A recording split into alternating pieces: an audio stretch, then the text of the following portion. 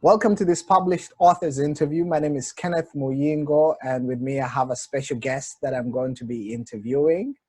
First, I just want to mention, if you watch this interview and you would like to write a book yourself to become an author, there is a link with the interview for you to join the group, become an author and write your first book to connect with like-minded people who are doing the same.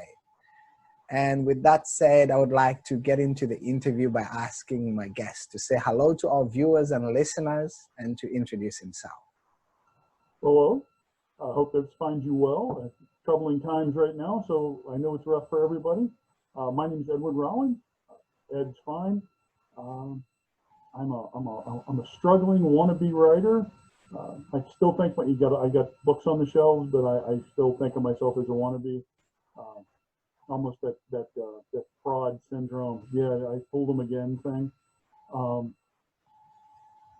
Wow. Just an average guy, engineer by day, writer by evening. Try to keep the family happy the rest of the time. So, engineer by day, writer by evening. Yeah. Wow. So quite a profile. Yeah, it's that left brain, right brain struggle. So. I see, and I think you figured it out quite well. If you are an engineer by day and a writer by evening, I think you are balancing them up pretty nicely. You're being kind. Well, it's thank you so much for making time for the interview. And so if somebody is watching this interview and they would like to know something about Edward, besides being a writer by night and an engineer by day, and trying to keep the family happy in between, what would you tell them? Repeat that. I think I heard you, but I'm not positive. Yeah, if somebody wants to know more about Edward. This is probably the question that's cost me several jobs in the course of my life. I hate talking about myself. How's that? Maybe that's why I write, because I hate talking about myself. Yeah. I'm an average guy.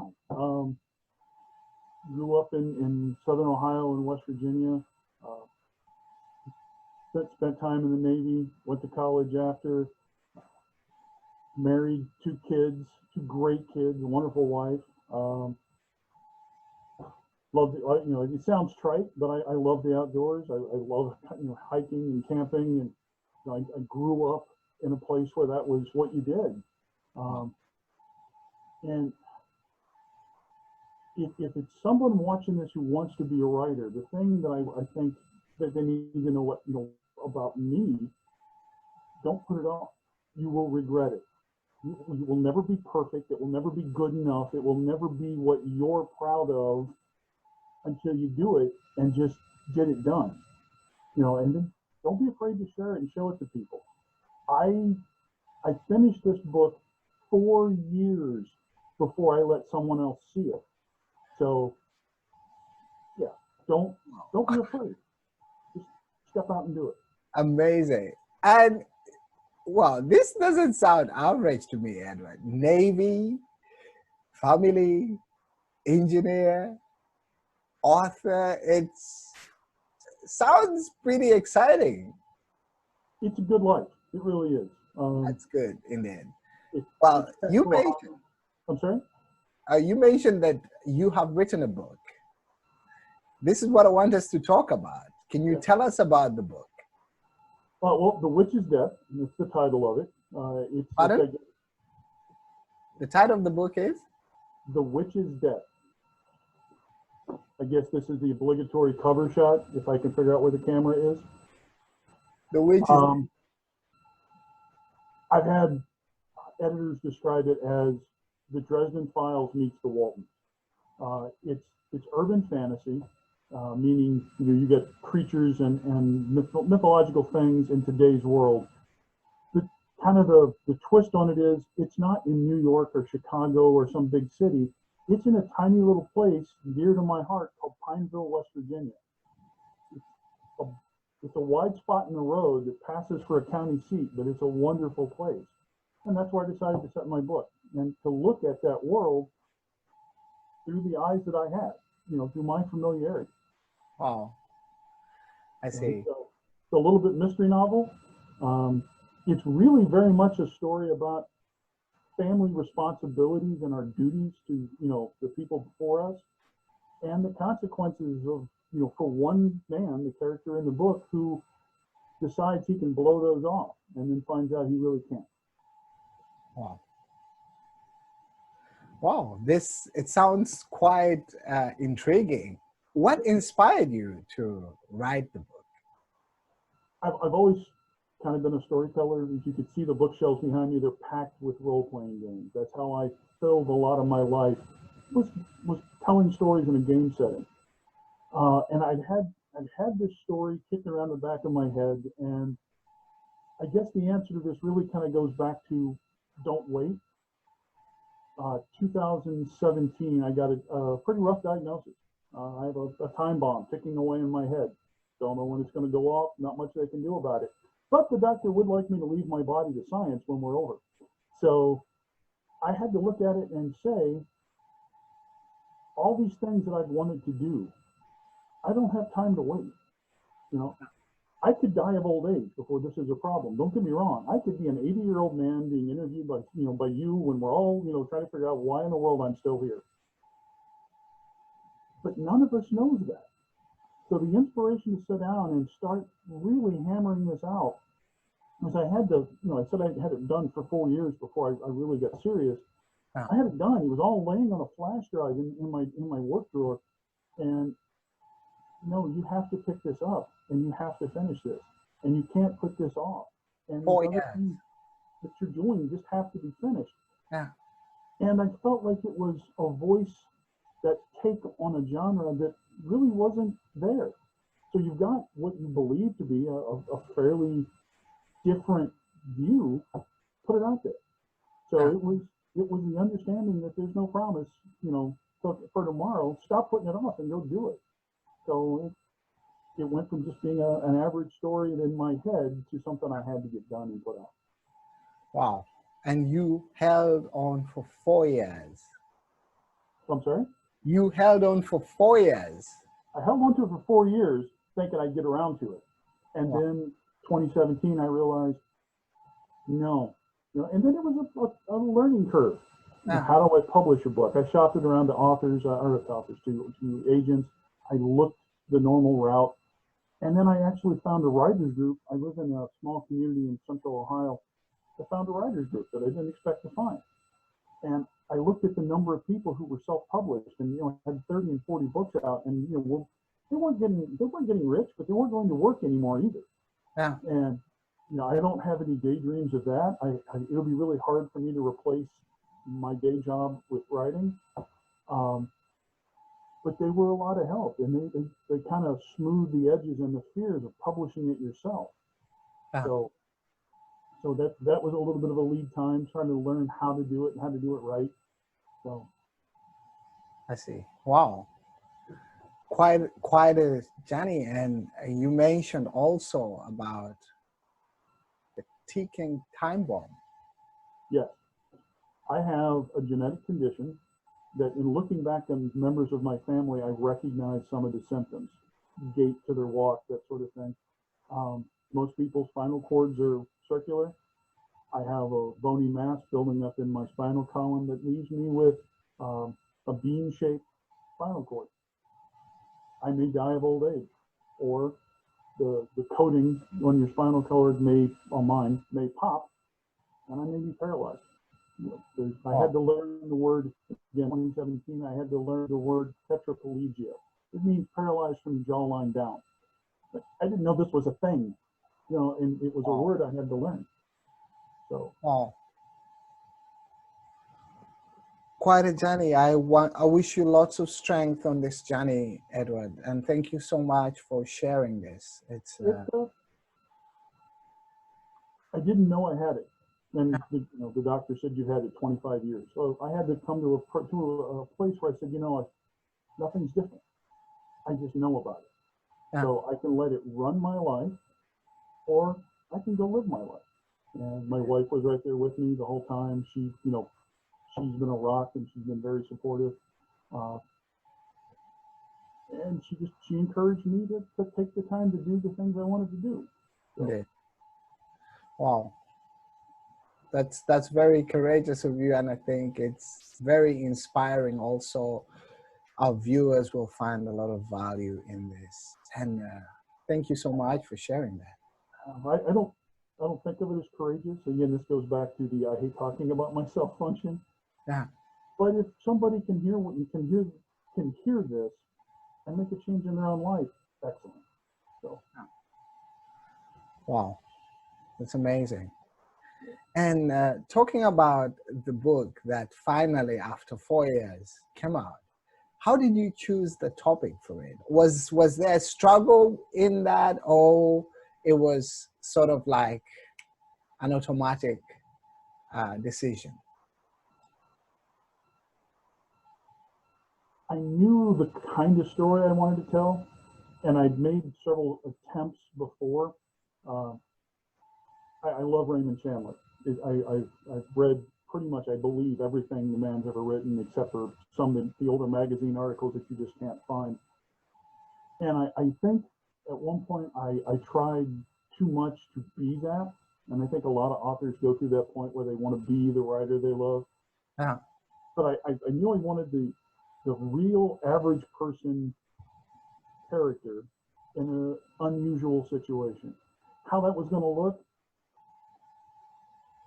like I said, I read a lot of urban fantasy, and I grew up reading comic books and the hardcore Tolkien kind of fantasy. And when I first found, it was actually Kim Harrison, I found my first urban fantasy book, and I loved it.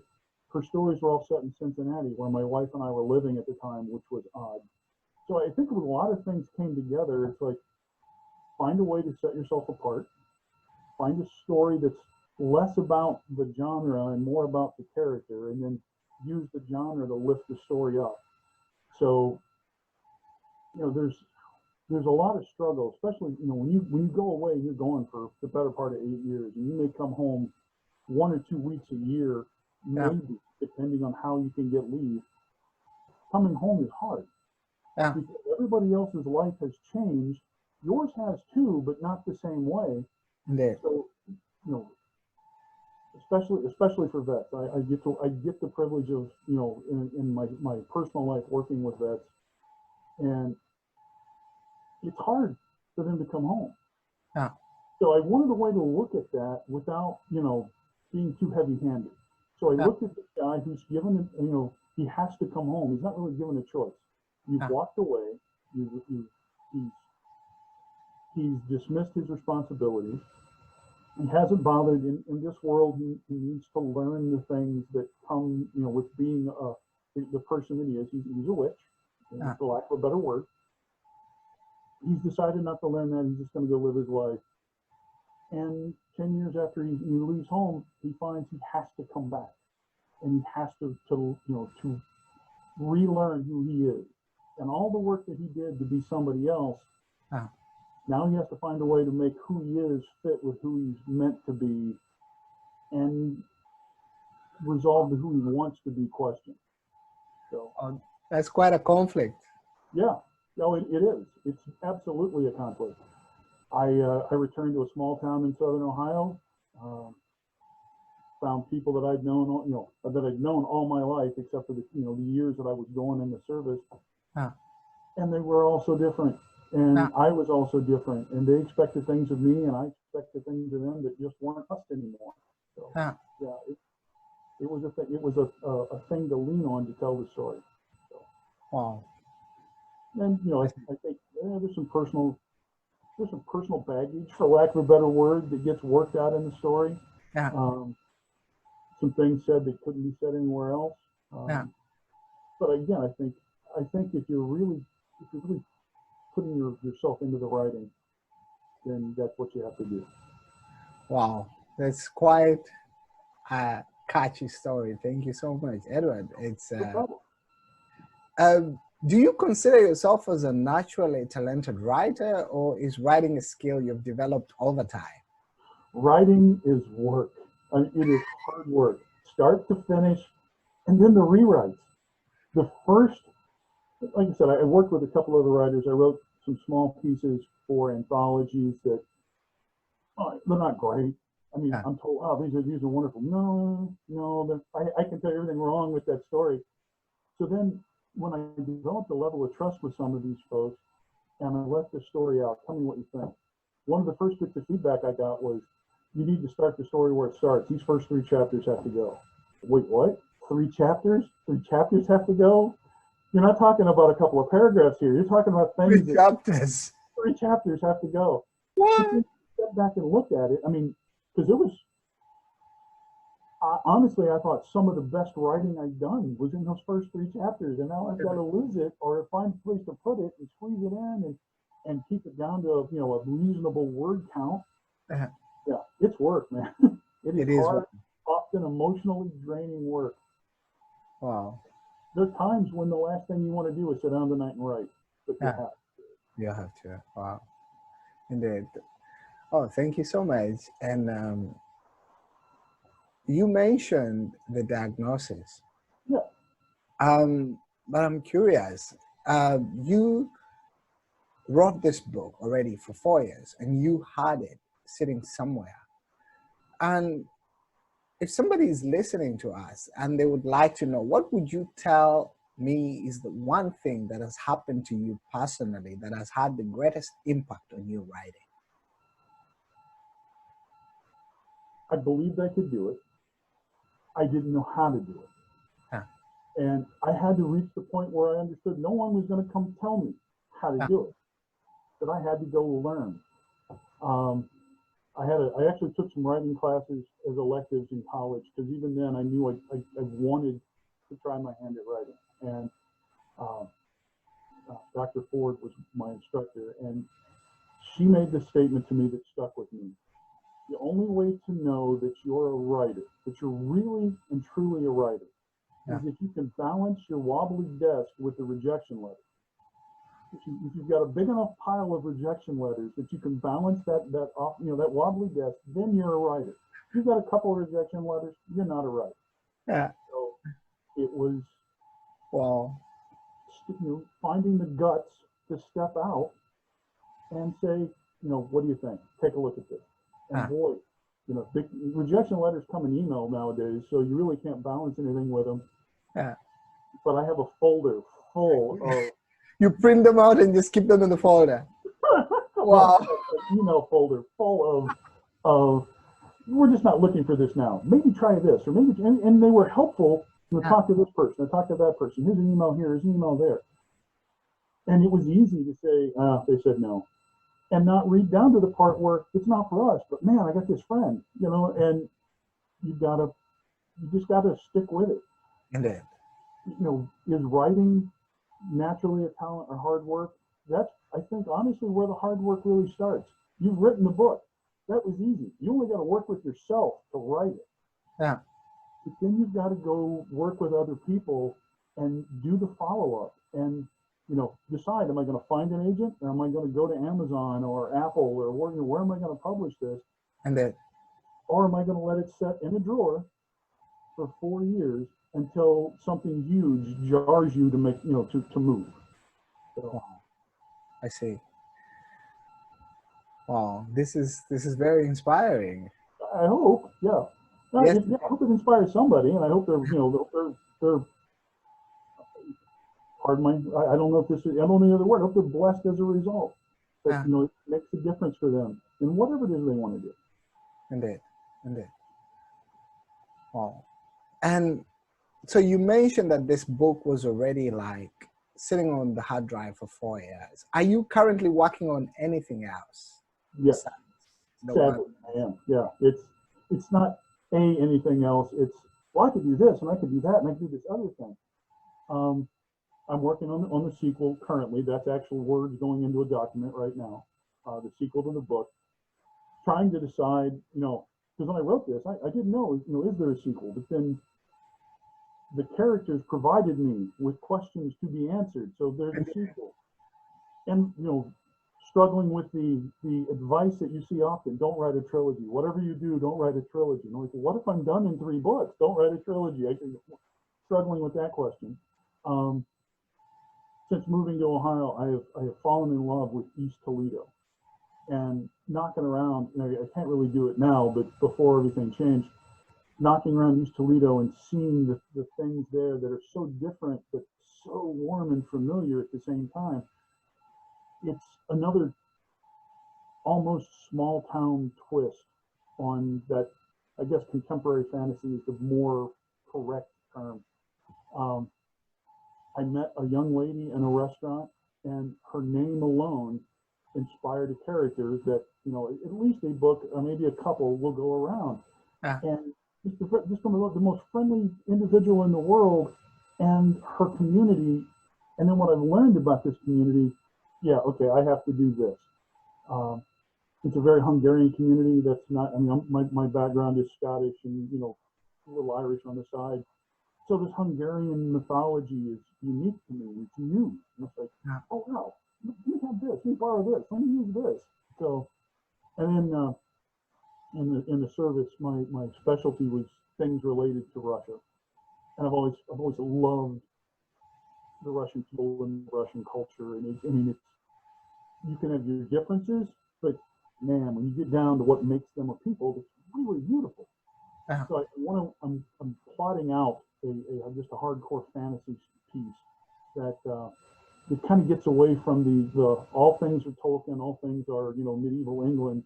Show us an epic fantasy that doesn't have that as the background. So it's back burner, you know, bits of story coming together.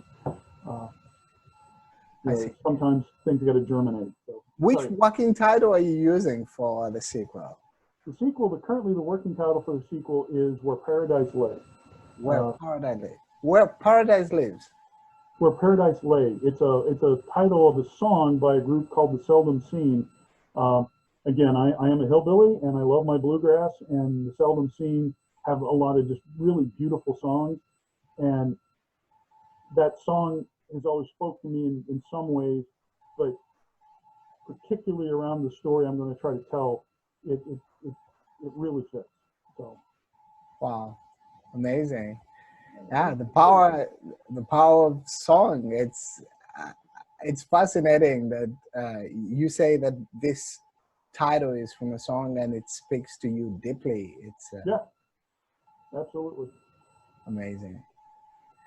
And thank you so much, Edward, for this interview and for the insights that you've shared with us. If somebody's watching this interview and they would like to know where to buy your book, where can they access it? Right now, it's on Amazon. It's as an ebook or a hard copy. It's through drafted digital. It's on the Apple Store. I believe it's also in Barnes and Noble. I've had people tell me they bought it for their Nook. They bought it, you know, again for some other device. I'm not sure exactly where D2D sells everything, but it's a pretty large market. I know they can even get it to a public library. Wow, very nice. D2D. So I wanted to put it out as widely as I could. Very nice. Again, not going to get rich, but the reward to writing a book isn't money. Indeed. Hearing from somebody who, you know, I laughed out loud when I read this. Excellent. You know, that's great. I was hoping you would. It's the feedback from from readers that make it worth it. Indeed. That's very well said and true indeed. You can attach a value to the feedback that you receive from your readers. Yeah. Even if they want to tell you, man, I really hated this part. Could you done this differently? Yeah. If you hated it, tell me. You know, if you loved it, great, tell me. If you hated it, tell me why. Yeah. Why? Yeah. How can I make it better? Let me learn. Yes, sir. Yeah. Wow, it's amazing. And if somebody is watching the interview and they would like to connect with you, what's the best way for them to connect with you?